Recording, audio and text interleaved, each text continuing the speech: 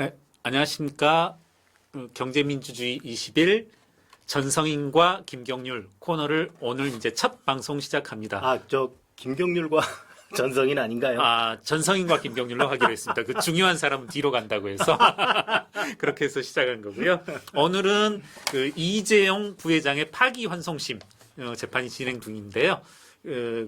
주로 저희들이 이제 오늘 보게 될 것은 이재용 파기환송심에서 정준영 재판관이 이 심리 보고서, 전문 심리위원들의 보고서를 제출토록 했고, 그게 이제 홈페이지에 공개가 돼서 그렇죠. 저희가 오늘 우리 전성인 교수님을 모시고 저와 같이 한번 그걸 잘근잘근 한번 씹어볼 생각입니다. 네. 근데 사실은 그 전문의 심리위원 보고서를 말씀드리기에 앞서서 그 네. 앞에 좀 전사라고 그럴까요? 네. 프리히스토리가 좀 있습니다. 네. 그래서 사실은 그 얘기를 좀 해야 예. 이 보고서가 왜 문제가 있는지를 조금 더 잘 이해하실 수 있을 것 그렇죠. 같아요. 네. 그래서 제일 먼저 이제 우선 이재용 부회장의 파기환송심이라는 게 뭐냐 하면 여러분도 잘 아시겠지만 국정농단 그 사건의 와중에서 이재용 부회장이 본인의 승계라는 개인적인 목적을 위해서 삼성전자 등 삼성 계열사로부터 돈을 횡령해서 박근혜 대통령에게 뇌물을 제공함으로써 그 뇌물의 제공의 직접적인 수단은 이제 말 사주고 뭐 예. 이러는 거죠. 네. 뭐 네. 살시도부터 그렇죠. 시작해서 네. 예. 그래서 말을 사주는 방식으로 해서 이제 그 최순실 일가에게 돈을 지급했지만 박근혜 대통령과 네. 이제 최순실 일가가 너무너무 긴밀한 경제적 공동체이기 때문에 그렇죠. 이거는 사실상 박근혜 대통령에게 뇌물을 준 것과 같다. 네. 그래서 대통령은 탄핵되고 네. 지금 뇌물을 제공한 자에 예. 대한 재판을 쭉 하고 있었는데 그게 이제 이 정권 출범할 때부터 이제 해가지고 지금 이제 땅땅땅 두드리기 일보 직전인 그렇죠. 상황인 것이고 사실은 대법원까지 올라가서 법리적으로는 이미 다 유죄라는 게 다 결론이 났죠. 네. 승계라는 현안이 존재했다. 예. 그리고 이것은 뇌물이다. 뭐 그리고 횡령이다. 네. 그리고 뇌물 액수도 이제 사실 횡령 및 뇌물 액수가 모두 증가하는 그런 식의 것이 되었고 그래서 이제 지금 서울 고법에서 형량만 정하는 네. 이제 유무죄를 다툴 수는 없고 그렇죠. 그런 이제 내용이 있는데 여기서 이제 우리가 보기에 석연치 않은 조금 심한 말로 하면 장난질이 그렇죠. 시작이 된 예, 것 같아요. 예, 여기서 이제 장난질. 네. 왜 그러냐면 이 파기환송심은 원칙적으로는 더 이상 항고나 뭐 이런 이제 이의 제기가 불가능하다는 것 같아요. 예. 물론 이제 뭐 또 재판의 진행이 심하게 뭐 불공정하거나 무슨 법리 적용이 잘못됐거나 뭐 혹시 그런 이제 추가적인 이의 제기 수단이 있을지도 모르지만 원칙적으로는 이제 여기서 땡치는 거거든요. 예. 근데 요 땡치는데 가가지고 방향을 싹 틀어버리면 네. 그냥 뭐 여태까지 2년 반 동안 뭐 사람들은 그냥 뭐 어릿광대 네. 노름 지켜보고 네. 있다가 하늘만 쳐다보는 그렇죠. 그런 꼴이 돼버린 거죠. 그 헷가닥하고 그 장난치는 고리를 담당한 사람이 이제 지금 정준영 재판부가 아닌가 이런 네. 이제 합리적 의심. 네. 뭐 아직 판결이 난 건 아니니까 진짜 뭐 우리가 뭐라고 할 수는 없지만 네. 굉장히 이상하다. 예. 저는 처음에 재판을 처음 시작할 때 그 정준영 재판장이 이재용 부회장을 되게 꾸짖었어요. 네. 맞습니다. 예. 그래서 그 순간 기분이 되게 표준 말로 쎄하다 그래야 되나? 하여튼 저 표현으로 싸하더라고요. 왜 그러냐 하면 제가 이렇게 얼마 되지 않은 경험이지만 미천한 사람이 이걸 본 바에 따르면 재판부가 그 사람에게 호의적인 판결을 해줄 생각이 있을 때는 재판 과정에서 막 뭐라고 네. 그러더라고요. 네.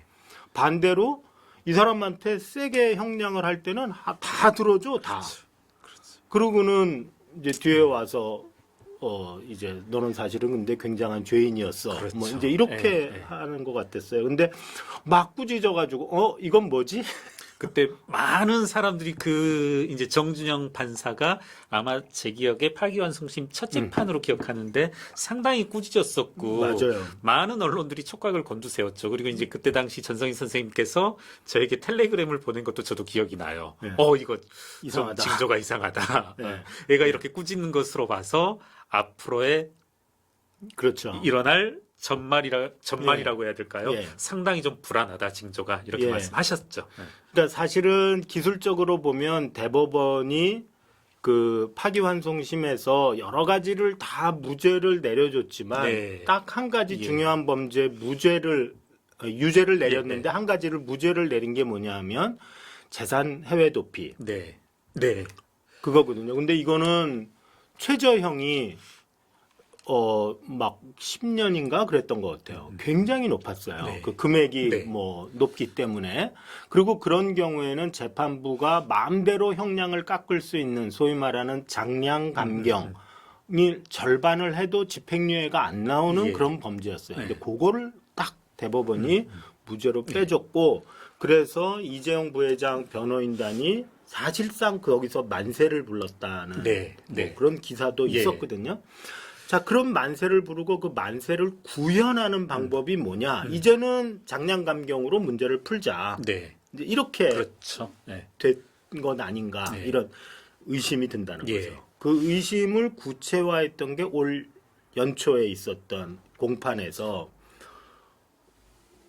뭐 여태 그 이전에 그러니까 딱 1년 전이죠. 작년 말 있었던 재판에서는 이제 준법감시제도를 제대로 만들어라. 그 대신 이거는 재판과는 무관하다. 맞습니다. 뭐 네. 이렇게 얘기를 예, 했는데 갑자기 이거를 양형에 반영하겠다. 예. 그러면서 뭐라 그랬냐면 연방 미국의 연방 양형 기준 제8장의 취지를 따라서 내가 양형에 반영을 하겠다. 예, 예. 그래갖고 사람들이 갑자기 그때 이제 연방 양형 기준이 뭐냐 그런 거를 찾게 됐죠. 예. 그러니까 한 가지 그러니까 이제 말씀해 주셨는데 강조하고 싶은 게 뭐냐면 분명히 정준영 판사가 재판 과정에서 그와 같이 언급을 했었습니다. 뭐라고 언급을 했냐면 준법감시위원회를 설치하되 이것은 이 재판의 양형에는 전혀 상관이 없다. 네. 그렇게 분명히 언지를 했고 그것을 제가 알기로 특검에서도 확인을 했음에도 불구하고 그 다음 재판에서 이제 말을 바꿔버리는 거죠. 그렇죠.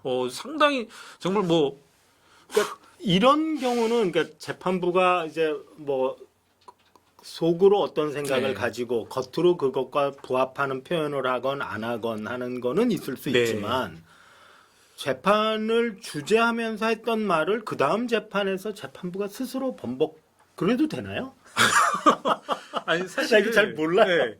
이게 뭐 종종 이런 언급을 하고 이제 비하일 수 있는데 시장에서도 이렇게 장사하면 안 되잖아요. 뜨내기 장사한테도 이렇게 네. 하면 요거도 먹고 하는 세상인데. 물론 저는 계속 그럽니다. 저 오늘까지 써드릴게요. 그리고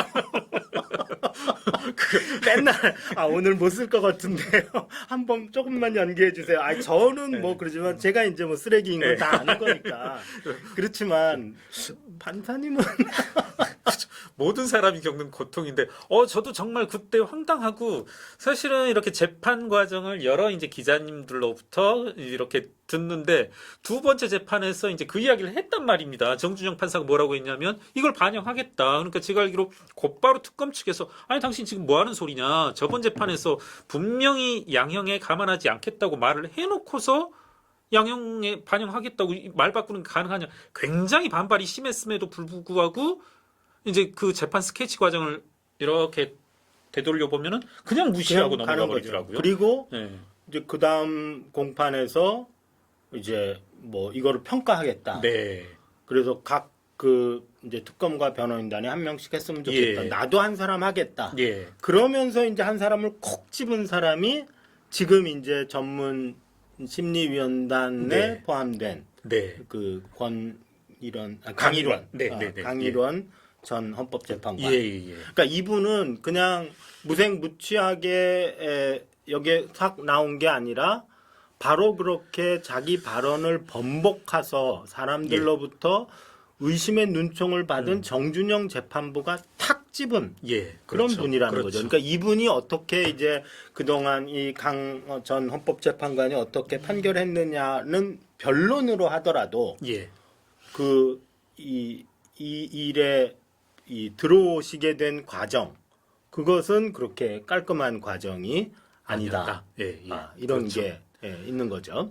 그래서 이제 그 얘기가 나오고 나서 이제 제가 어쩌다가 연방 양형 기준을 봤던 적이 있어요. 그렇습니다. 예. 그거는 왜 그러냐면 금융감독 개혁에 관한 법안을 만들면서 우리나라에도 감독자 책임이라는 걸 도입을 하자. 예. 그런 얘기를 이제 그 공부하던 사람들이 했어요. 네. 그리고 감독자 책임은 뭐냐면 어떤 사람이 회사 조직 내에 어떤 실무자가 일을 잘못하면 요 사람만 처벌하는 게 아니라 쪼로록 위를 슈퍼바이저를 다 처벌하자. 예. 그게 이제 슈퍼바이저스 라이어빌리티 또는 감독자 책임 제도인데 요때 면책을 해주는 기준이 이 회사 내에 잘 작동하는 준법 감시 제도가 있고 이 사람이 그 준법 감시 제도가 잘 작동하는지를 확인해서 이렇게 하면 뭐 일반적으로 이거 잘 이렇게 하면 이제 특별한 다른 뭐 문제는 없을 네. 거야 이렇게 확인해서 감독자로서의 책임을 대충 다 했다고 본다면 감형을 해준다. 이게 이제 미국 증권거래법에 네. 있는 내용이거든요. 네. 그래서 그때 이제 연방 양형 기준이라는 걸 처음 딱 들었어요. 근데 이거를 이제 정준영 재판부가 탁 들고 나왔다는 얘기를 탁 듣는 순간 몇 가지 이제 의문이 머릿속에 탁탁탁 스치고 네. 지나갔죠. 첫 번째로는 요거는 잘못을 저지른 자 및 그 바로 얼마 위에 있는 상급자를 얘기할 뿐이지 회사의 최고 책임자를 면책하는 조항이 아니었거든요. 그렇죠. 왜냐하면 네. 준법감시 제도라는 게 회사의 최고 경영자 밑에 있는 제도이기 때문에 회사의 최고 경영자는 열외예요. 두 번째로 지금 삼성전자의 직원이나 삼성전자 그 자체가 국정농단 사건에 개입됐느냐. 예. 물론 이제 삼성전자의 임원 중에 그 말 사주신 부분, 네, 말 사준 그 무슨 상무님 네. 있잖아요. 그분은 이제 잘못했죠. 네. 그러니까 이제 그분에 대한 처벌뿐만 아니라 그분의 감독자에 대한 처벌을 할 때 이 얘기가 나왔으면 충분히 이해합니다. 네. 그런데 그게 아니라 지금은 삼성전자가 피고인이 아닌데 이재용 부회장에 대한 재판에서 갑자기 이걸 하겠다는 거예요. 이거는 말이 안 되는데. 두 번째로 우리나라는 미국의 이런 그 양형제도 준법감시제도를 이미 도입을 했어요. 네. 그리고 예, 맞습니다. 법에 의무화를 맞습니다. 했어요. 예, 예. 그러니까 삼성전자 같으면 상법 개정에 의해서 준법 지원인을 두게 돼 있고 네, 네, 네, 네. 따라서 이제 외국은 의무적인 사항이 아니었는데 네가 착하게 살기 위해서 그런 걸 도입하고 그걸 더구나 잘 되도록 하면 내가 이뻐해 주겠다. 우리 법인 참 예. 착해. 이런 거잖아요. 예, 예. 근데 우리나라는 그런 제도가 있어? 그거 굉장히 좋은데? 예. 그래갖고 금융기관에도 도입하고 예. 준법감시. 네. 그다음에 상법상의 회사에도 도입을 했어요. 예, 상장회사 같은 경우에는 그래갖고 준법 지원인 그래서 의무적으로 두게 돼 있어요. 네. 그리고 그 조직은 유효하게 작동해야 되고 독립적으로 네. 활동할 수 있게 보장을 해줬어야 돼요. 네. 근데 안 됐거든. 그러니까 설사 우리가 준법감시위원회의 입장에서 양형을 보더라도 안 하는 거를 추가로 해서 너 참 착하다가 아니라 예. 의무적으로 하게 돼 네. 있는 그 조직의 작동을 뭉개버린 거거든요. 그렇죠. 그러니까 굳이 말을 더 하자면 네. 뺨을 한 대 더 때려야 되는 그렇죠. 그런 네, 상황인 네, 거예요. 네, 네. 그 범죄가 일어나던 시점에 작동을 안 했기 예, 때문에. 예. 그런데 정준영 재판부의 얘기는 의무적으로 하던 거 그리고 작동하지 않았는데 그 위에 임의 조직을 하나 또 만들어라. 그렇죠. 그리고 앞으로 잘하게 되면 네가 착하게 살겠다고 얘기를 하면 내가 봐줄게. 이제 이렇게 된 거거든요. 그렇죠. 네, 맞습니다. 그러니까 시청자분들께 잠깐만 이제 정리하는 시간을 갖자면 전성인 교수님께서 지금 아주 중요한 말씀을 해주셨는데 이런 이제 이와 같은 전문 심리위원 보고서를 따지고 어쩌고 하고 자식이 이전에 정준영 판사가 이와 같은 조건을 내걸었다는 게 얼마나 말이 안 되느냐를 지금 말씀해 주신 건데 하나는 이제 한동훈 검사가 아주 재밌는 표현을 하셨습니다. 이제 전성인 선생님이 하신 말씀과 이제 동일한 걸 가지고 어떤 표현을 했냐면 야, 세콤 설치했다고 도둑놈을 감경해 주는 그런 건 없다. 지금 이제 여기에서 이제 도둑놈이라고 하는 건 이재 모시고 이재용 부회장을 일컫고 세콤을 설치했다는 것은 도둑 맞고 난 다음에 삼성그룹이 이러이러한 준법감시위원회라는 명목의 그렇죠. 세콤을 설치한 것. 네. 이 둘 사이는 전혀 연관관계가 없다는 거죠. 그 말씀을 지적해 주신 거고 적확하게. 그리고 두 번째는 이겁니다. 이제 교수님께서 지적하시는 건 너가 말한 정준영이 말한 이른바 준법감시제도 이미 우리나라인 법제화되어져서 들어와 그렇죠. 있어. 그리고 삼성그룹에는 주요 회사에는 다 이게 있었어.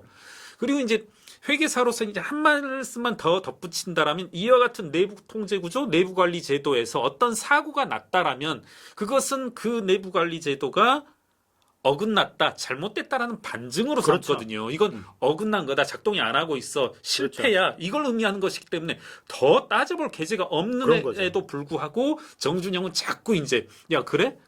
그러다라도 한번 해봐. 옥상옥을 만들어봐. 그런 거죠. 조금 제가 뇌피셜로 말해보면 그렇게만 해주면 내가 한번 판결로 하게 예. 해볼게 그런 것. 네. 예, 양형에 반영한다는 얘기는 그걸 갖고 그러면 앞으로 더 잘할 거라고 착하게 노력하면 내가 뺨을 더 때리겠어 이 네. 뜻이겠어요? 그러니까 거기서 양형에 반영한다는 얘기는 내가 머리를 한 번 더 쓰다듬어 줄게 이런 뜻일 거 아니에요. 예. 그러니까 이거는 이제 재판에 불공정한 양형 의지를 드러냈다. 네. 이런 오해를 하기 네. 딱 좋은 거죠. 그리고 이제 그래서 그 얘기가 났을 때 이제 연방 양형 기준을 다운을 받아가지고 사람들한테 막 뿌렸어요. 이게 네, 지금 그러셨죠. 화면에 보이는 이게 이제 미국 연방 양형 기준입니다. 이제 해마다 판본이 조금씩 달라지는데요. 지금 이제 인터넷에 떠 있는 거는 2018년 거고요. 여기서 이제 제일 문제는 그 다음 페이지입니다. 정준영 판사가 연방 양형 기준 제8장에 의한 준법 감시 제도를 네가 설치하면 내가 이뻐해 예. 줄게 이런 거였거든요. 그런데 연방 양형 기준 제8장의 제1장 제1과 그러니까 제일 첫 번째 그게 뭐냐 하면 이제 죄송합니다만 영어를 좀 못하지만 하겠습니다. This chapter applies to the sentencing of all organizations. 조직이에요. 조직. 센텐싱은 형량을 정해서 판결하다. For felony, felony는 중죄겠죠. Class A misdemeanor. 이거는 이제 felony보다는 약한 무슨 범죄겠죠. offense는 이제 범죄 행위입니다. 그런 조직의 범죄 행위에 형량을 정할 때 적용한다. 딱 이렇게 돼 있어요. 그리고 여기 말하는 조직이 뭐냐? 거기에 따른 각 주에 딱 보면 organization means a person, in, 법인일 수도 있고 자연인일 수도 있는 in인데 other than an individual이니까 자연인은 뺀 in, 즉 법인이란 얘기예요. 법인을 의미한다. 그러니까 이재용 법인이 아니거든요. 근데 이재용의 센텐싱을 하는데 이 조항을 한다? 이거는 이제 우리가 어떤 예단을 얘기하기에 앞서서 법리적으로 보더라도 얼마든지 저는 문제 제기를 할 수 있는 부분이다. 그러니까 정준영 재판부가 이제 30일 날 결심을 한다고 그랬죠. 결심하면 이제 검찰이 구형하고 1월 달에 이제 선고를 할 텐데 판결문에 적어도 이거에 대한 이제 설명은 써야 될 것 같아요. 왜 회사에 적용되는 양형 기준을 내가 끌어다가 회사에 잘못을 끼친 가해자의 감형 요소로 내가 쓸 수 있겠냐. 그게 이제 도둑놈과 세콤의 비유고 저는 이제 딴 칼럼에서 옛날 조디 포스터 나왔던 피고인 그 얘기를 그러셨죠. 칼럼에 썼었는데 거기 이제 조디 포스터가 짧은 치마를 입고 그 이 바에 가서 굉장히 유혹적인 이제 그런 제스처로 춤을 추다가 불행한 일을 당하죠. 그러니까 집단적으로 성폭행을 당하고 이제 그래서 이제 그 사람들을 어렵지만 고발하는 이제 과거에 있었지만 미투 같은 네. 그런 것인데요. 그 상황에서 이제 그 가해자 아들들의 아빠들이 이제 뭐라고 막 이제 요새 같아서는 말이 안 되는 얘기를 합니다. 아, 그것이 그 짧은 치마 입고 꼬리를 살랑살랑 흔들어서 그랬지. 우리 아들 뭐 그렇지 않으면 다른 쪽으로 보면 다 아주 착하고 선하고 뭐 예를 들면 뭐 학교에서 공부도 잘하고 부모님 말씀도 잘 듣는 모범생이요. 근데 그것이 그러는 바람에 우리 애들이 이렇게 됐어. 뭐 이런 얘기가 실제로 나오거든요, 거기. 그리고 짧은 치마를 입고 유혹적인 춤을 췄다는 게 거기서 굉장히 많이 다퉈져요, 그 영화에서. 그런데 결국은 이제 뭐 말도 안 된다. 짧은 치마를 입었건 뭐를 했건 그거는 이제 그 사람의 이제 의사결정 영역이고 이쪽에서 그 여자를 집단적으로 성폭행한 건 그건 뭐 변론이다. 이제 이렇게 해서 유죄 판결을 받고 이 조디 포스터는 이제 어느 정도 그 정의의 구현에 이제 도움을 이제 이렇게 위안을 받는데 거기다가 이 얘기를 해보면 네가 짧은 치마 입고서 살랑살랑 그래서 범죄가 일어나는 그런 면도 있지 않냐. 그러니까 너한테 긴 치마 입히고 바지 입히면 얘네들이 이런 일 안 할 거 아니냐. 그러니까 그렇죠. 예. 네가 바지를 입겠다고 약속해라. 그러면 내가 얘 형을 깎아줄게. 뭐 이거거든요. 예. 그런데 실제로 이거 그냥 여러분이 들으시면 뭐 저런 미친 논리가 다 있어 그러겠는데 여기를 보면 이 심리위원회 보고서를 보면 정확히 그 얘기가 나옵니다. 그건 뭐냐 하면 재벌 총수가 회사 돈 횡령하고 뇌물 갖다 주고 이런 류의 범죄를 승계를 위한 여러 가지 나쁜 일을 자기 혼자 할 수 있냐. 다 아래 것들 시켜서 한다. 아래 것이라는 표현은 없습니다. 죄송합니다. 임원들 시켜서 한다. 그러니까 임원들을 잘 묶어놓는 준법감시 제도가 작동하면 이 사람이 나쁜 짓 못할 거 아니냐. 그러니까 회사를 잘 묶어놓으면 정확하게 그 얘기가 여기 보고서에 있거든요. 근데 회사는 지금 돈 뺏긴 피해자인데 물론 나중에 돈 다시 갖다 뭐 금고에 넣어놨다고는 하지만 여기서 돈 빼가지고 자기 목적으로 이 사람한테 돈 준 건데 야 네가 왜 잘못해서 돈을 뺏겨? 네가 돈 뺏긴 네가 병신이지. 그러니까 네가 똑바로 해봐. 금고도 튼튼하게 하고 보초도 많이 세워봐. 그래서 법을 잘 지키게 해. 이 사람이 법을 잘 지키도록 니네가 감시해. 이 사람이 법을 못 지킨 건 니네 잘못이야. 완전히 이제 이런 식의 논리가 가고 있다는 거죠. 그게 저는 이런 일이 벌어지게 된 가장 근본적인 문제라고 생각하고요. 그래서 뒤에 보고서가 어떻게 나오고 또 준법감시위원회라는 위원회가 무슨 활동을 했던 간에 거기도 뭐 말씀드리면 한이 없겠지만 이건 애초부터 첫 단추가 잘못 꿰어진 거다. 근데 이제 정준영 재판부가 딱 1년 전에 자신이 한 말을 어떻게 합리화할 건가? 그게 이제 진짜 그렇죠. 궁금해요. 저도 이렇게 뭐 전성인 선생님보다는 한 발짝 뒤에서 바라보면은 만약에 제대로 된 재판부라면 초반부에 이와 같은 반론이 나왔을 때 접은 게 맞다라는 생각이 들어요. 그리고 이제 이 부분, a person other than an individual. 그러니까 이 부분에 대한 반론은 어디에서도 제가 지금 들어본 바가 없거든요. 그러니까 이제 우리 삼성 측 그리고 삼성의 이데올로그라고 할 수 있는 많은 이제 교수분들이 칼럼도 쓰시고 여러 이제 뭐 토론회에서 발표도 하시는데 이 부분 딱히 반론은 못 하시더라고요. 눈여겨본 한 부분은 뭐라고 하냐면 이 부분에 대해서 야 법인에 대해서만 이 연방 양형 기준 8장이 적용되는 건 맞아. 인정해. 그런데 그 취지에 기대 본다라면 얼마든지 재벌 총수에게도 적용할 수 있지 않냐. 이런 그거는 제가 당장 반론할 수 있는 게 이 조문이 왜 나왔냐. 왜 준법감시 제도라는 거를 잘해주면 형을 좀 깎아주냐라는 이 일 자체가 일어난 배경이 미국에서는 엔론 사태예요.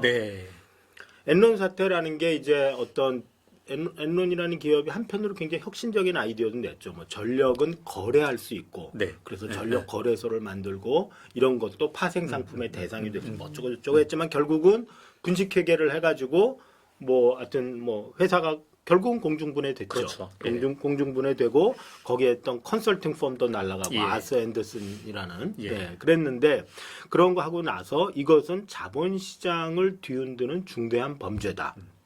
그리고 회계사가 이 회계 자료가 기업이 나한테 제공한 회계 자료가 맞는지 틀리는지 그걸 일일이 다 확인할 수 없었는데 그러니까 막 슬금슬금 가짜 자료도 주고 분식된 자료도 주는데 회계사가 잘 모르고 넘어간다. 그러니까 회계 감사를 위해서 제공하는 모든 자료의 진실성은 대표이사가 사인해. 네. 그게 이제 살베인 옥슬리법이라는 거잖아요. 그러니까 무조건 일단 네가 책임져. 그것의 진실성은 네가 담보해. 네. 이런 거잖아요. 그리고 형량도 굉장히 강화돼 가지고 뭐 그런 이제 분식회계 같은 거 하면 세게 처벌을 해요. 근데 이제 개인을 세게 처벌하니까 나쁜 짓을 한 법인도 우리나라도 양벌 규정이 있고 막 그러잖아요. 그러니까 법인도 세게 처벌할 수밖에 없는 거예요. 벌금형을. 법인을 세 처벌한다는 건 벌금형을 때리는 건데. 근데 이 나쁜 일을 한 대표이사는 묘해도 뭐 법인은 좀 봐달라 이런 게 있잖아요. 그럼 예. 뭘로 봐줄 거냐 너희를. 그럴 때 예. 우리가 열심히 노력하고 있는 게 있으면 조금 봐달라. 우리가 굿 코퍼레이트 시리즌이면 그렇게 해서 이제 잘못을 저지른 개인은 세게 처벌한다는 전제 하에서 네. 이게 같이 올라가는데 그건 좀 심하니까 요거 약간 깎아준다 요거거든요. 네. 그러니까 요걸 약간 깎아준다는 전제에는 개인의 범죄는 세게 처벌한다는 게 들어가 있는 거예요. 근데 우리나라는 지금 아까 그 반론은 법인을 약간 약하게 처벌하니까 네. 개인도 약간 약하게 그런 처벌하는데 거죠. 이거를 준용할 수 있는 거 예, 아니냐 지금 예. 이런 얘기를 하는 거의 거거든요. 그런 거죠. 그런 예, 거죠. 예. 정말로 정말 참 논리적인 반박은 여하튼 저는 들어본 바는 없습니다. 예, 네. 정말 말씀처럼 이 부분에 대해서 정준영 재판부가 만약 판단을 한다면 분명히 이 부분에 대한 논리적인 기술 자신은 본인은 어떻게 판단해서 이와 같이 양형에 반영하고자 한다. 네. 분명히 언급해야 될 부분이죠. 그리고 만약 이게 재벌 총수 양형에 이제 들어가기 시작하면 완전히 한국형 네. 제도가 되는 거예요. 의무적으로 존재하는 준법 감시 제도를 오버라이드하는 예. 별도의 준법 감시 제도를 범죄 행위 이후에 새로 만들면 개인의 죄를 깎아준다. 그렇죠. 이런 어마어마한 가제가 생기는 거다라는 거고요. 제가 너무 좀 흥분한 것 같은데 원래 오늘은 네. 이게 원문이 이거를 네. 탈탈 터는 네, 거였는데 전사가 너무 길었는데 예. 이제 보시니까 어떠세요? 좀 이 보고서. 저는 이제 그렇죠. 사실은 이제 우리 전성희 선생님하고 이 보고서 가지고 많이 얼굴도 붉히고 이렇게 많이 싸워본 적은 없습니다. 근데 저 같은 경우는 회계사니까 과연 이 보고서가 이렇게 나올 수 있는 보고서인가 이런 회의감이 많이 들었죠. 그러니까 네. 좀 백그라운드 설명을 드리자면 저는 보고서가 딱 나오니까 일단 보고서 자체가 이런 문제가 있다는 얘기는 뭐 다 둘이 동의했고 네. 저는 보고서 개별적으로 봐서 이 사람은 뭐 여기에 대해서 동그라미 표시했고 저 사람은 여기에 대해서 세목걸 했고 네. 이런 거 막 열심히 그러니까 이 그러셨죠. 나무를 막 열심히 봤어요. 나무에 싹이 뭐 돋아나 있는지 꽃이 펴 있는지. 근데 이제 대표님은 너 지금 뭐 하고 있냐? 지금 저한테 그러는 거예요. 저한테 그런 거예요. 당신 뭐 하고 있어 지금? 이거 나 저 꽃이 몇 개 폈는지 보고 있는데 그랬더니 지금 그게 문제가 아니다. 보고서 네. 전체를 저 뒤에 물러서서 숲을 봐라. 그래서 이제 제가 그때 뭐 한참 뭐 네. 아침에 네. 한 2시간 서로 예. 막 신나게 메시지가 왔다 갔다 하고 그 소위 그 메시지가 딴 사람들이 보면 이렇게 하얗게 뜨는 모양이에요. 그래서 눈이 내렸다는 표현을 많이 하는데 그날 진짜 눈이 많이 네. 2시간이 아니죠. 한 4-5시간 같은. 한번 그러면서 네. 제가 많이 동의를 했어요. 예. 대표님의 그 어떤 포인트예요. 예. 그 포인트를 사실은 사람들이 잘 모르거든요.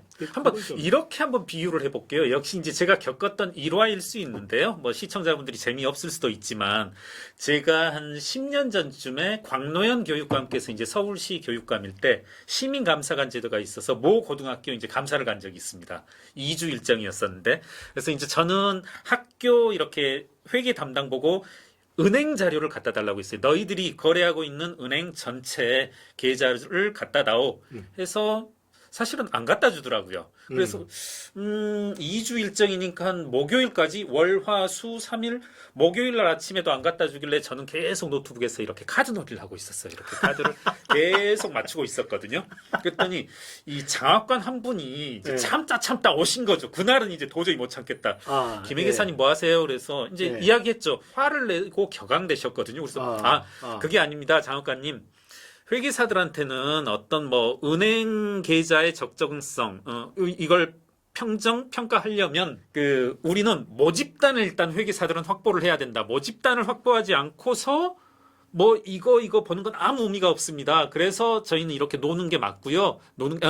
그다음에 만약에 안 오면 저는 철수를 할 겁니다. 이렇게 했더니 여하튼 상당히 이제 좀 격앙된 채로 이제 말을 했고 말이 오갔고 이제 결과적으로 제가 최종적으로 밝히는 것은 이제 그 학교에 여러 개의 부의 계좌가 이제 있었죠. 저한테 그걸 안 갖다 준 거고. 제가 드리려는 말씀은 뭐냐면 저희 이제 보고서 내용의 적정성을 따지기 이전에 이게 보고서가 최소한의 어떤 필요 조건으로서 본인들이 정당함을 입증한 것은 이제 절차로서 그리고 일종의 심리 방법으로서 입증을 해야 되는데 그 부분만 한번 언급을 해볼게요. 이게 11월 6일 날 세 분 심리위원이 확정이 됐습니다. 네네. 예, 네. 강모, 강일원, 김경수, 홍순탁 뭐 언론에 다 보도됐으니까. 예. 그리고 이게 최종 보고서가 언제 나왔냐면요. 예, 11월 6일에서 12월 14일. 한 달 8일 만에 나왔고 이분들이 취하신 절차가 이제 총 10시간의 면담. 네. 그래서 10시간의 면담의 결과로 이와 같은 보고서가 나올 수 있냐 하면 이제 그럴 수 없는 거죠. 최근 동향으로서 공인회계사회 그리고 금융감독원에서는 이 감사 시간의 최소한을 자꾸 정하고 그것을 충족했을 때라야만이 어떤 절차적 정당성을 이제 확보한다. 이런 표준 감사 시간을 제시해주고 있는데요. 삼성전자만 해서 6만 시간 정도가 됩니다. 여기 삼성전자 그러니까 포함되죠. 네. 네. 여기 10시부터 12시까지 2시간 됐네요. 아까 몇만 시간이요? 6만 시간. 6만 삼성전자만. 예. 그리고 삼성 계열사가 여기 보시면 이제 그 앞 페이지긴 합니다만은 50몇 개가 있는데 그 중에 59개 준법 감시 제도를 여기 보시면 재판부 요청사항이 준법 감시 제도 일반이 아까 이제 선생님께서 말씀하신 기존에 설치되어져 있는 삼성그룹의 준법 감시 제도인데 이제 59개사의 내부 관리 제도거든요. 그러면 삼성전자만 해서 6만 시간이 필요한데 59개 사면은 도대체 이제 얼마냐는 거죠. 그리고 이제 한번 업계에 종사하시는 분들, 또 어떤 감사에 피감이신 분들도 있으실 텐데 시청자분들께서는 이렇게 한번 생각을 해보십시오. 저는 만약에 정준영 재판부가 이걸 시장에 가서 마켓 시장에 가서 한번 회계법인마다 돌아다니면서 너희 40일의 시간을 줄 테니까 한번 이와 같은 보고서를 만들어 줄 수 있겠냐 하면은 이건 제가 장담할게요. 우리나라 뭐 100개, 200개 회계법인이 있다면 모두 다 이거 안 하죠. 절대 못 합니다. 이건 절대. 돈에 뭐 환장을 했다 하더라도 이건 절대 왜냐하면 이건 입증을 못 합니다. 어떤 이 심리 보고서에 대한 또 다른 어떤 감리가 있다라든가 이 심리 보고서의 적정성을 따지는 사람들 앞에서 10시간의 면담을 통해서 보고서를 작성했다라고 하면 어떤 식으로든 그 절차적 정당성을 입증할 수 있는 수단이 없는 거죠. 그러니까 예를 들면 뭐 우리 물론 이 사건과는 이제 연관돼 있지만 약간 다른 게 이제 삼성 바이오로직스 분식 네. 회계하고 이제 제일모직 삼성물산 부당합병건 네. 그것도 이제 검찰이 기소해서 지금 이제 사법부의 예. 손으로 넘어갔는데 거기를 보면 이제 이 국정농단 사건도 마찬가지입니다. 결국은 다 연관돼 있기 때문에 그러니까 삼성 증권 이런 데랑 이제 옛날에 소위 말하는 미래전략실이 예. 긴밀하게 움직이고 삼성 바이오로직스의 의사결정에 많이 개입을 예. 하고 하는 것들이 있잖아요. 예, 예. 근데 여기는 그런 거를 들여다보지를 않았어요. 여기 그렇습니다. 가보면 예. 삼성생명 가보고 예. 삼성물산 가보고 삼성전자 가보고 그리고 땡이에요. 예. 그런데 정작 범죄가 일어난 데는 이제 다른 쪽들이 있는데 그렇죠. 삼성증권이라든지 삼성바이오로직스라든지 그런 거 다 빠져 있고 그래서 이렇게 이렇게 봐도 되나 하는 생각이 드는 거예요. 그래서 기존의 조직에 관해서 뭐 몇 시간 여기서 보면 9시부터 11시 2시간이니까 6시간인가요? 총 하나, 둘, 셋, 넷. 그 다음에 여기 준법감시위원회가 네. 2시부터 4시까지. 예. 그렇게 돼 있으니까. 총 8시간. 예, 예. 그 뒤로 뭐 다른 게 있는지 모르지만. 그냥 10시간의 면담을 했다고 예, 했거든요. 눈에 네. 확 띄는 거는 8시간이에요. 각 예, 그렇습니다. 시간마다 예. 2시간씩. 근데 이제 이런 반론은 혹시 있을 수는 없나요? 제가 이제 예, 예.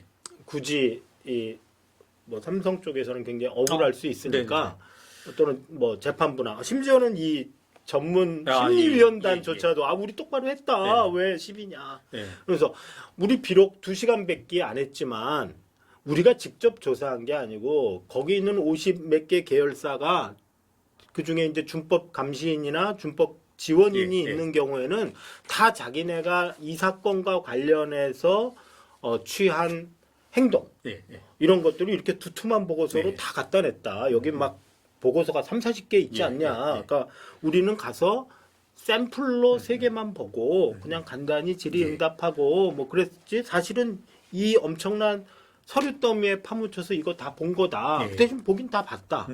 이런 말은 안 되나요? 한번 이제 저희들이 얘기할 때요. 재수행이라는 걸 얘기합니다. 그러니까 이제 한번 간단히 미리 언급을 하면 이와 같은 심리 그리고 내부 통제 구조에 대한 감사에서 중요한 조건 중에 하나가 상대방 피감인의 주장을 보고서 형태로 이제 입수하라는 게 있는데 사실 여기 쭉 보고서를 읽다 보면 그것도 안 이루어졌거든요. 그거 없는 것 같아서 그래요. 제가. 그거 없습니다. 그러니까 사실은 이제 미리 말씀드리면 우리 선생님의 그와 같은 주장이 또 깨져버리는 거죠. 내부 심리 보고서를 제출토록되어져 있는데 그게 이제 안 했고 그 다음에 이제 재수행토록 하고 있어요. 만약에 회사가 우리는 이런 내부 통제 구조가 있어.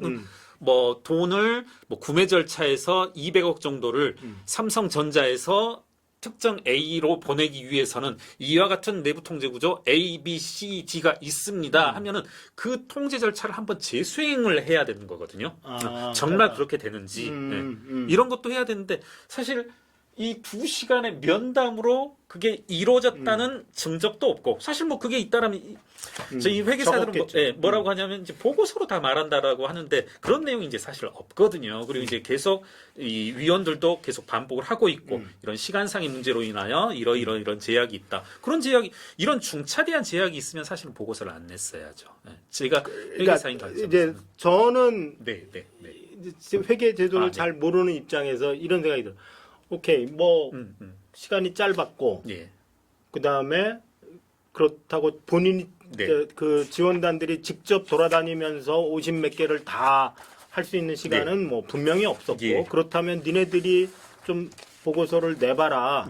그럼 우리가 보고서 뭐 그럴 것 같은 거는 넘어가고 일부 미심쩍은 거는 가서 실제로 그런 거 안 그런가 한번 보겠다. 이런 것도 없었을 것 같아요. 근데 그러면 그 다음에 어떻게 해야 되나? 그럼 그 다음에 그래도 나는 이걸 써야 되는 건지, 이거는 의견 거절. 그리고 이제 소위 말해서 볼펜 던지고 그냥 나와야 되는 것인지 거기가 좀 헷갈려요. 한 번 말씀을 드려볼게요. 그러니까 아까 제가 이제 그 고등학교를 가서 은행이 다 들어올 때까지 기다렸다고 하는데 이제 지금 그 상황을 여기에 적용시켜 보면은 이 나갔던 세 분의 심리위원분들은 모집단을 확보했어야 됩니다. 삼성이 제공해주는 샘플이 아니라 전체 그 플로우 이분들이 이제 평가 항목 18개를 상정을 했는데 16개, 18개를 상정했는데 네. 그것 사실은 이제 그 이전에 회사의 주장이 있어야 됩니다만은 그러한 회사의 주장을 입증할 수 있는 전체의 모집단을 제공해주고 그것을 심리위원들이 이제 샘플링해서 해야 되는 거고요. 아. 그리고 여기 한 이제 간단히 한번 이런 쟁점 한번 얘기를 해볼 수 있을 것 같습니다. 이 정준영 판사도 핵심은 여하튼 이재용이라는 그렇죠. 이슈인데 네. 이 이재용을 못 만났단 말입니다. 그렇죠. 제가 봤을 때는 이재용 재판과 관련된 핵심적인 사안인데 어떤 식으로든 최소한 질문이라고 하는 면담 절차라도 가져야 되는데 그러니까 이게 빠져 있단 말입니다. 제가 언뜻 예. 생각하면 이제 나 착하게 살 네. 겁니다. 네. 그리고 그것의 구체적인 형태로 준법 감시 제도도 이렇게 잘 옥상옥이지만 예. 잘 만들 겁니다. 뭐 만약에 그게 이제 어떤 답변이었다면 아까 말한 그 모의 수행, 네. 모의 실험, 네. 예. 그럼 진짜야 그거? 예. 그러면 어떻게 이재용 부회장을 이 나쁜 짓 하면 통제하기로 돼 있지? 그걸 그렇죠. 얘기를 해봐. 그렇죠. 맞습니다. 예. 그래서 돈 빼달라 그러면 어떻게 니네가 막을 거야? 네. 그 다음에 내가 직접 그러면 마가지나 한번 볼까? 맞습니다. 예. 요거를 해야 된다는 그렇죠. 거죠. 예, 예. 그럼 이제 면담이든 아니면 재수행이든 이제 했어야 되고, 이제 아까 이제, 야, 그러면 회계사들은 그러더라도 보고서를 써야 되느냐, 그러한 절차가 이제 안 취해졌더라도, 이거는 그 절차가 취해질 때까지, 줄 때까지 기다려야죠. 줄 때까지. 지금 보시면 정준영은 11월 말까지 이제 보고서를 계속 제출하라고 하고요. 예, 근데 예. 이거는 그 심리원 입장에서는 따질 계제는 사실 아닙니다. 예, 예. 그건 부수적인 거고 본인이 제출해야 될 보고서의 필수적인 절차로서 이재용을 면담해야 됐다라고 생각하면은 면담이 이루어질 때까지 기다리는 거죠. 예, 예. 사실 저는 개인적으로는 회계사는 필드를 나갔다가 뒤돌아설 수 있는 능력 그리고 개길 수 있는 능력이 상당히 중요한 능력이라고 생각하는데 그렇죠. 이때는 이제 개겨야죠. 줄 때까지 그리고 이재용이 이 앞에 올 때까지 기다려야죠. 기다려야죠. 12월 말까지 안 되면 1월 말까지, 2월 말까지, 3월 말까지. 그게 안 되면 보고서 안 쓰는 거고요. 그럼에도 불구하고 만약에 정준영이 쓰라 그러면 저 같으면 이렇게 쓸 것 같아요. 그러니까 아예 저는 공란으로 내버리든지 의견을 제출하라고 하면 이와 같은 절차의 미비로 인하여 의견을 기아가 요구하신 의견을 표명할 수 없습니다. 이렇게 해야죠. 네. 저는 이게 맞다라고 생각합니다. 그러니까 저는 최소한 뭐 이렇게 그리고 이제 사실은 또 다른 반론은 이게 이제 회계법인이 수행하는 감리 보고서나 네. 그 비슷한 게 아니고 네. 법원이 변호사와 회계사를 섞은 이상한 네. 자문단을 만들어서 거기서 보고서를 달라고 예. 그랬기 때문에 뭐 너무 그렇게 회계법인에 예. 준용하는 원칙을 무조건 얘기할 수는 없다. 예, 예. 그런 반론은 있을 수 있을 것 같아요. 근데 우선 그렇더라도 왜 이렇게 짧게 한 거예요? 이건 제가 봐서는 이제 이 11월 말까지 보고서를 제출하라고 하는 것은 순전히 정준영 판사의 요구였단 말입니다. 왜 그렇게 요구했을까요? 제가 봤을 땐 본인이 이 재판을 종결짓고 나가겠다. 본인이 판결짓고 나가겠다라는 의지 말고는 설명할 게 없을 것 같습니다. 그러니까 보통 들어가서 뭐 아까 6만 시간 네. 그런데 이제 저희들이 생각을 해도 뭐 한 회사 들어가서 회계 감사 예. 회계 감사를 할 때도 뭐 적어도 며칠은 가잖아요. 예, 네. 그렇습니다. 적어도 네. 삼바 기록을 보면 여러 번 가더라고요. 예, 예. 8월부터 시작해가지고. 예. 그런데 이거를 50몇 개 계열사의 준법 감시 조직이나 준법 지원 조직이 잘 되고 있는지가 평가의 일부분인 그게 예. 전부도 아니고 그렇죠. 그런 거를 하면서 20일, 30일 만에 내라. 처음에는 뭐 11월 말까지 내라고 그런 그렇죠. 것 같아요. 11월 예, 예. 6일 날 이게 구성이 됐는데. 예. 그 아주 나쁘게 보면 예. 저 같은 사람이 이제 사람이 삐딱해서 이게 딱 보면 저거 뭔 뜻이지? 이제 그런 그 이렇게 머리가 한번 이렇게 꽈지기 시작하면 뒤에서 이제 이상한 별 해괴한 생각들이 다 들거든요. 그럼 저 사람 결론이 필요한 게 아닌가? 그렇죠. 그러니까 말씀하신 진실이 필요한 게 아닌가? 그러니까 전성인 선생님이 생각하신 그게 진실일 겁니다. 예. 제가 뭘 생각하시는지 네. 모르겠지만 그게 진실이죠. 이분은 그냥 보고서가 필요했던 거 그렇죠. 아니냐. 예. 아, 예. 우리는 평가했다. 네. 이 삼성의 준법 감시 노력을 예. 그 노력에 대한 평가가 정당한 건지 아닌 건지는 우리가 아까 얘기했고 예. 그거 지금 갖고 양형에 뭐 좌지우지할 게 아니다라는 것도 있지만 설사 그게 양형에 반영하더라도 그럼 제대로 평가해야 되는데 제대로 평가하면 이게 잘 나오겠습니까? 네. 그러니까 어디 총수 앞에서 임원이 안 됩니다 하고 바짓가랑이 끌어잡겠습니까? 이거 한국적인 문화에서는 상상할 수 없는 거죠. 그런데 그런 상상할 수 없는 일이 일어났다는 모양새를 만들어야 예. 뭐 이렇게 머리라도 한 번 더 쓰다듬어 줄 수 예. 있는 거 아닌가. 그런 의심을 불식하려고 했다면 얼마든지 시간 가져도 좋다. 아, 그럼요. 이거는 굉장히 논란의 가능성이 많은 보고서이기 때문에 누가 봐도 명백하게 철저하게 평가해라. 예. 아유 그래야죠 사실은. 나는 그렇게 네. 했어야 더 그나마 그게 상식에 정당성이. 부합하고 그 최근 이제 재판에 대한 스케치를 보노라면 이제 재밌는 부분이 있는 게 자꾸 재판부가 특검대로 무슨 말을 하냐면 너희 자꾸 이거 재판 시간 늘리려는 거 아니냐. 그 이제 행간을 읽다 보면 너희들 정진영 내가 이 판결 내리는 거 싫어하는 거지. 그러니까 2월 인사 시즌 넘기려고 그러는 거지. 이런 이제 말을 정준영 판사가 하더라고요. 그리고 이제 특검은 그에 대해서 아니다. 우리는 이 일련의 보고서가 어떤 정당성을 확보하려면 이런 의문이 있고 읽다 보니 의문이 있으니까 그 의문을 해소하면서 우리는 그와 같은 정당한 어떤 판결을 당신이 하라고 우리 청원도 하겠다. 2월이 인사 시즌을 지나더라도 정준영이 이 그런 말도 했나요? 했습니다. 네. 그 부분도 이제 특검이 하더라고요. 네. 원래는 이제 재판부 기피 신청했었죠. 이거 예단을 갖고 있는 것 같다. 그렇죠. 그런 거 보면은 여하튼 분명한 건 쟁점 중에 하나는 그리고 저도 의심하는 바는 이건 뭐냐면 정준영 판사가 2월 인사철이 오기 전에 나는 이걸 기필코 판결을 짓고 가겠다. 내 손으로 판결을 짓고 가겠다라는 의지가 아주 강한 거 아닌가. 참 그게 그러니까 재판의 신속한 진행도 중요하고 어떻게 생각하면 이제 뭐 사실관계는 다 나왔으니까 양형을 정하는 거는 뭐 양형 기준이라는 대법원 우리나라도 양형 기준이 있으니까 미국만 있는 게 아니라 거기에 따르고 약간의 이제 재판부의 재량 이런 거를 더해서 하면 되니까 빨리 끝날 수도 있는 건데 괜히 시간 끈다 이런 얘기도 있을 수 있지만 사실은 정준영 재판부는 재판부 기피 신청을 당했던 그런 재판부잖아요. 그렇기 때문에 단순히 특검만이 나를 의혹에 쌓인 눈초리로 보는 게 아니라 상당히 많은 수의 국민들이 저 사람 집행유예 때리려고 저러는 거 아니야? 그런 심증을 많이 갖고 있거든요. 그렇다면 철저히 했어야 되는 게 아닌가. 그런 생각이 많이 들어요. 그러게요. 저는 참 이게 10시간짜리 보고 10시간 필드웍을 한 보고서로 이와 같은 이제 중차대한 이런 보고서를 발행한 건 좀 아쉽다. 그리고 사실은 이제 또 하나 이제 나무로 조금 만들어. 나무로 가셔야죠. 빨리 사실은 저도 나무에 관한 말씀 많이 듣고 싶었는데 우선 하나는 본격적으로 이게 아까 말했던 기존 준법 감시 조직이 잘 작동하느냐와 새로운 준법 감시 제도의 실효성 및 지속 가능성이 이게 있느냐라는 이 두 개의 명제는 저는 근본적으로 상충하는 명제라고 생각을 해요. 이게 두 개가 동시에 트루일 수가 없어. 그렇죠.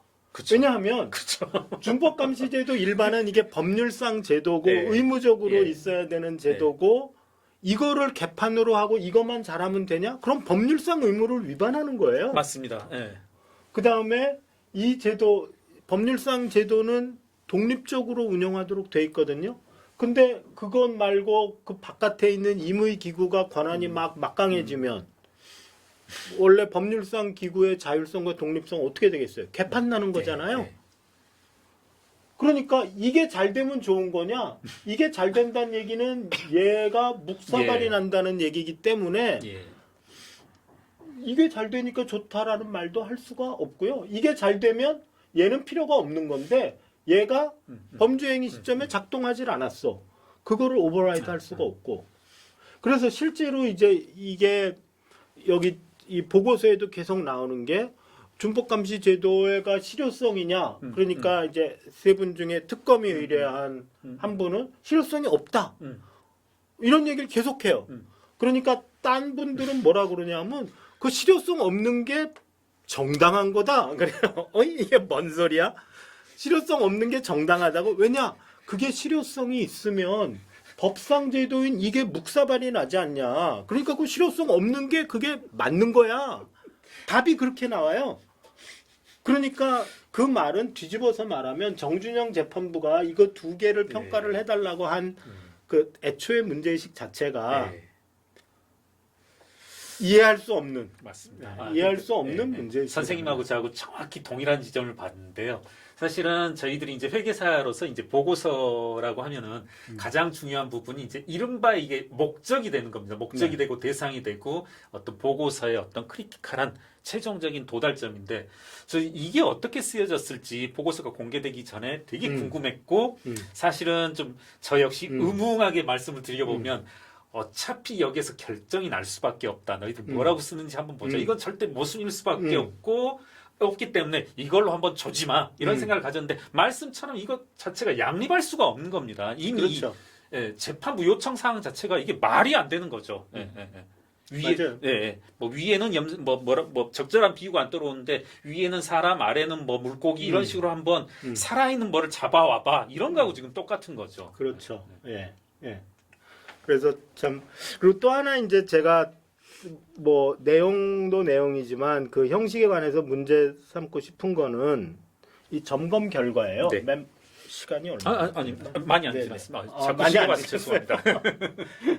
이제 결국 이렇게 해서 점검을 했는데 네. 맨 마지막에 보고서가 이렇게 썼어요. 네. 전문 심리위원단이 점검 결과에 대해 수차례 논의하였지만 평가 부분에 대한 표현에 뭐 표현에만 의견 차이가 있었겠습니까? 네. 판단 자체에 의견 차이가 있다는 얘기죠. 각자 별도의 보고서를 제출하기로 함. 네. 저는 이건 진짜 문제라고 생각해요. 네.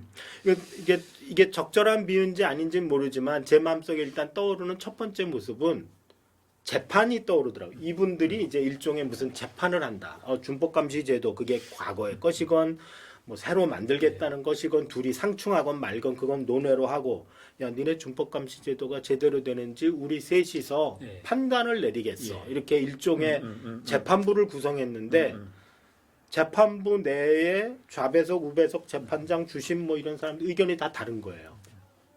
그쵸. 그래가지고 우리 판결은 못 내리겠어. 네. 그냥 각자가 소수 의견만 낼게. 네. 이게 이런 거거든요. 근데 네. 이걸 가지고 그러면 그걸 쓰는 사람이 소수 의견을 보고 여기서는 이 소수 의견 따고 여기서는 이 소수 의견 따고 그리고 그 자기가 딴 부분이 그 소수 의견을 낸 사람의 전체적인 맥락과 부합하느냐 안 하느냐는 상관없이 마음대로 취사 선택해서 정준영 재판부가 갖다 써도 되냐?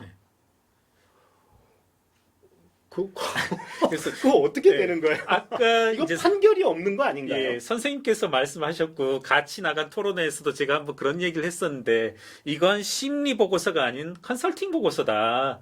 사실은 지금 이 보고 계시는 전문 심리원 보고서 이게 이른바 저희들이 GAS라고 하거든요. GAAS. 네. 일반적으로 인정되는 심리 원칙, 뭐 감리 원칙, 감사 원칙. 예. 이에 따른 보고서가 아닙니다. 아까 이제 시간이라든가 이런 것도 다 어긋났고 말씀하신 것처럼 어떤 이리적인 하나의 통일된 의견이 나와야 되는데 이건 그냥 보고 느낀 점을 각자 써버린 거여서 이건 뭐 절차라는 것이 보고서의 절차, 심리의 절차라고 하는 것이 어떤 정해진 절차가 아니라 누군가가 정해준 이른바 이제 어그리드 어펀 프로시저스라고 하는데 정준영 판사가 정해준 대로 정준영 판사의 구미대로 쓰여진 아주 편하게 쓰여진 이제 연습장 같은 거죠. 컨설팅 그러니까 보고서로 볼 수 이제 있는 거죠. 한정식이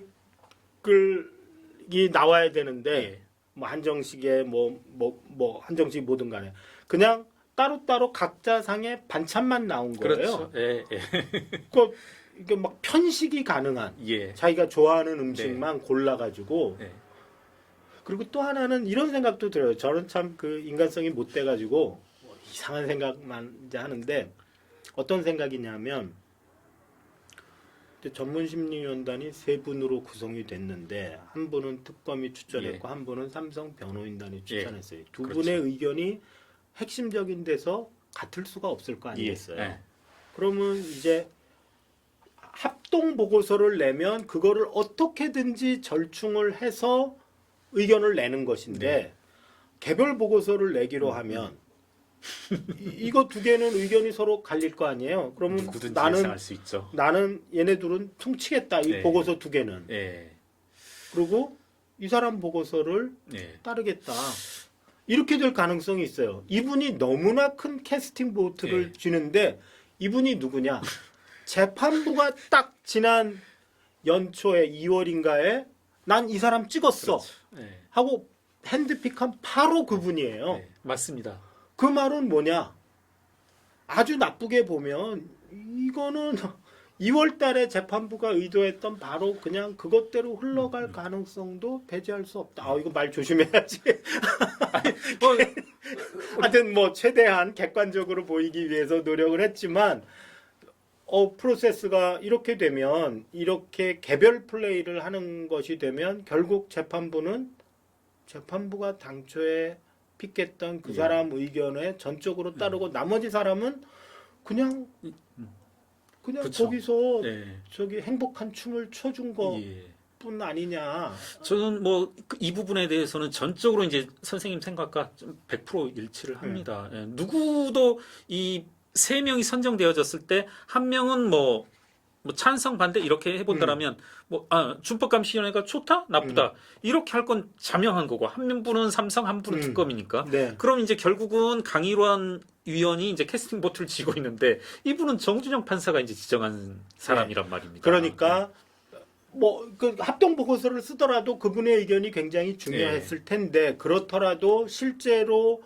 그 자문단 내에서 합의했던 네. 절차 네. 그리고 그들이 확보한 증거에 따라서 의견을 냈으면 야 여기 증거가 그게 아닌데 당신 말이 왜 그렇소 이렇게 그 안에서라도 논의를 할 수가 있었을지 모르는데 그 가능성이 조금 더 높았는데 합의를 한 보고서를 내면 각자 보고서를 내면 위원들끼리 서로 토론회를 갖는 것도 아니고 그 더구나 대질 신문 같은 것도 없는 것 같아요. 저는 이제 이걸 내고 나서 이게 각자 보고서면 이제 세 사람을 다 앞에 놓고 특검이랑 변호인이 각각 보고서 들고 몇 페이지 몇째 줄에 뒤 위원은 이런 식으로 주장했는데 다른 의원은 똑같은 사실을 보고 반대로 했습니다. 그러니까 왜 그렇게 했는지 좀 설명을 해보시죠. 이렇게 뭐가 질의응답하는 게 있을 줄 알았는데 그게 없는 것 같아요. 특검은 그와 같은 걸 주장했고요. 보니까. 네. 저 이제 스케치를 좀 봤는데 특검은 그와 같이 할 것을 주장을 했죠. 왜 이게 이렇게 다르냐? 서로 다르고 같은 걸 왜 이리 달리 보느냐? 뭐 이런 문제 제기를 하는데 이제 계속 저기는 이제 묵살하는 거죠. 이제 제가 그 기자분을 통해서 간접적으로 들은 이제 워딩은 이제 기자분이 좀 이제 타이핑을 해왔더라고 일부분만. 근데 본 건 그겁니다. 이제 일상적인 부분은 그거 다 하려면은 6개월 1년이 가도 못한다. 그런 식으로 하면 이 보고서는 끝까지 못 나온다. 이게 제 기억으로는 삼성 측 변호인이 한 말이고요. 그걸 거의 또 이 재판부도 받아들이더라고요. 그러면서 그런 것은 절대 이루어질 수 없는 특검이 요구하는 절차, 방법은 이루어질 수 없는 거고 지금 이거 가지고 판단을 하자. 이게 이제 삼성 측 변호인이자 또 이제 재판부도. 근데 사실은 증인 뭐 이분들이 뭐 엑스퍼트지만 이분들이 결국 낸 거는 엑스퍼트가 한 위트니스인데 뭐 미국 저 법정 드라마 같은 거 보면 무슨 뭐 정신과 의사 뭐 무슨 이런 사람들이 탁 나오면 뭐 양쪽에서 막 그 신문 하잖아요. 그러니까 이분이 먼저 자기 의견을 막 얘기하고 뭐 이렇게 우리나라는 그런 거 안 되는 거예요. 이건 뭐 이거 여기 권경혜 변호사님이 오셔서 말씀을 했어야 되는데 뭐 공판 중심주의에는 뭐 이런 것 좀 있어야 되는 거 이제 저희 두 분 다 이렇게 비법조인이긴 한데 예전에 이제 제가 개인적인 경험으로 쌍용자동차 해고자 재판 때 사실은 그때 판사분께서 상당히 말씀하신 그때 이 쌍차 해고자 측 변호인분도 이런 말씀을 하시더라고요. 정말 회계사님 이런 식으로 재판 진행된 적 없어요. 혹시라도 환상을 갖지 말아라. 지금 회계사님 마치 미드처럼 미국 드라마처럼 판사분이 많은 증인들 그리고 참고인들 불러서 계속 말씀 들어주는데 저런 판사 없으시다. 회계사님 다른 재판은 절대 이렇게 진행되지 않아요 하는데 지금 딱 보면 그 대척점이 지금 이 재판인 거죠. 네. 계속 그 특검에서는 요구를 하는데 이거 내용이 이상하다. 그리고 이와 같은 절차가 준수되어졌는지 한번 따져보자 하니까 계속 이제 보면은 판사는 커트를 해버리더라고요. 커트. 글쎄. 야, 필요 없어. 그리고 저번에 안 하기로 했잖아. 이런 말도 자주 해요. 보면은. 네. 너 안 하기로 했잖아. 계속 그 말 할래? 안 하기로 했어. 이런 식의. 참. 그래서 우리가 이제 뭐 공판 중심주의라는 게 뭔지는 모르지만 네. 뭔가 공판 과정을 공정하고 내실 있게 만들자라는 것이 그 말의 취지라면 네. 사실은 조금 더 네.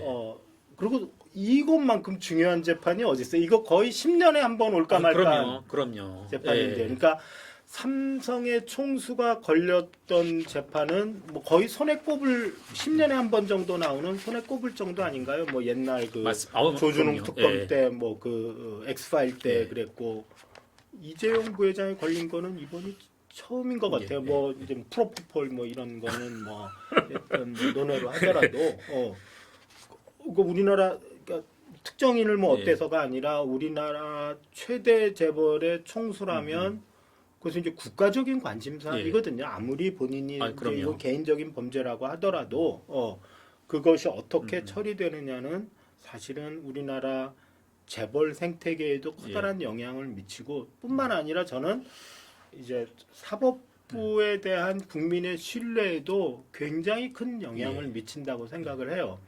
그러니까 요번에 이제 뭐 다른 몇 가지 최근에 정치적으로 논란이 굉장히 많이 되었던 사건들, 뭐 정경심 교수 네. 사건이라든지 윤석열 총장 사건 같은 데서 법원이 굉장히 적극적인 태도를 보여줬잖아요. 예. 두 번이나 윤석열 총장 경우에 두 번, 네. 그리고 서울중앙지법도 네. 정경심 교수 재판 거기에 대해서 뭐 각각 국민 여러분들이 나는 저 판단에 동의한다, 반대한다, 고 할 수 있지만 이것 그렇죠. 역시 거기에 못지않게 이거는 정권이 바뀐 사건이거든요. 그럼요. 솔직히 말하면 예, 대통령이 쫓겨난 사건인데 예. 그거를 이런 몇 가지의 검증되지 않은 또 예. 그리고 겉으로 보기에는 틀려 보이는 논리와 그렇죠. 이상한 보고서 그리고 이 보고서를 만드는 과정에 재판부가 외생적으로 부과한 이상한 제약 예. 이런 거에 따라서 판결이 왜곡된다면 사법부가 어렵게 쌓아온 신뢰 요새 이제 뭐 사법부에 대한 뭐 이게 선출되지 않은 예. 권력이니까 통제해야 된다든지 뭐 이런 얘기 나오는데 그 말을 이제 스스로 자초하는 그런 계기가 아닐까. 좀 상당히 좀 심각한 그런- 말씀처럼 충분한 뭐 수기라고 해야 될까요? 그런 네. 것이 예. 것들이 진행돼야 함에도 불구하고 예. 여러 가지로 안타깝습니다. 네. 뭐 대충 예. 그래서 뭐 이제 30일 날 뭐 결심을 한다는 예. 거잖아요. 그 코로나 바이러스 때문이라 뭐 어떤 분들은 야 이거 3주 동안 연기될 거야 그랬는데 네. 뭐 예외 없이 맞습니다. 예외 없이 그러니까 제가 많이 우리 전 선생님께 전달을 해드렸어야 되는데 저는 이제 좀 기자분들한테 분위기를 많이 들었는데 상당히 좀 일방적으로 그러니까 한 이달 초인가요 재판에서 계속 특검은 여러 가지를 요구하고 뭘 해야 된다 물어보고 싶다 이런 말씀도 했어요. 이게 뭔가를 좀 물어보고 싶다. 저는 개인적으로 BCG BCG가 뭔가 이게 왜 갑자기 투베르클린이 나오나 그러는데 예. 보스턴 컨설팅 그룹입니다. 예. 보스턴 예. 컨설팅 BC 가지고도 저도 이제 할 말도 많다. 그렇죠. 한번 그 이야기 간단히 해보면 시간이 얼마나 남았나요? 조금 이제 예. 그래서 BCG는 잠깐만 아주 잠깐. 그러니까 한번 이렇게 마치 BCG가 하고자 하는 일과 지금 전문 심리위원이 하는 일이 좀 비슷하다고 할 수 있습니다. BCG가 하는 일이 삼성그룹 전반에 대해서 어떤 내부 관리 회계 제도 그리고 내부 통제 구조를 재구성하는 그런 컨설팅인데 그게 지금 올해 6월부터인가 시작해서 저는 하반기라고 들었어요. 보수적으로 뭐 예, 올 예. 10월이라고 하면 그게 내년에 끝난다고 하는 아마 그거 모르긴 몰라도 뭐 200명, 300명 투입될 겁니다. 20명이라고 해보자고 10분의 1로 20명이 투입돼서 1년간 해야 되는 일을 세 분이서 필드웍 10시간으로 한다는 게 이게 말이 안 되는 거거든요. 세 동일한 분이 성격으로. 하면 7년은 적어도 그렇죠. 하셔야 되는. 예, 예. 근데 저는 BCG 한마디만 할게요. BCG가 제일 걱정되는 건 BCG가 뭐라고 하건 간에 그 이전에 판결을 하면 여기서 나중에 다 좋은 일을 할 거니까 그리고 우리는 그 사람들이 무슨 얘기를 하더라도 다 따를 거니까 그게 우리가 착하게 살겠다는 의지의 표현이다. 그러니까 지금 봐달라. 나중에 이제 BCG가 뭐라고 그러는지는 언론 보도도 잘 안 될 수도 있거든요. 그렇죠. 이건 네, 내부 자료다. 왜 회사 내부 자료인데 네. 너희들이 알려고 하느냐. 판결은 이미 다 됐고. 그래서 검증되지 않은 맞습니다. 약속에 근거해서 예. 또 머리를 쓰다듬는 네. 그런 게 될 거. 네. 여기 보면 BCG가 잘하겠다고 그러니까 기대해 보자. 네. 그렇죠. 이제 홍순탁 위원은 그런 언급이 없고 그게 맞고 그런데 그렇죠. 이제 두 분은 강일원 그다음에 김경수 위원은 BCG가 한대.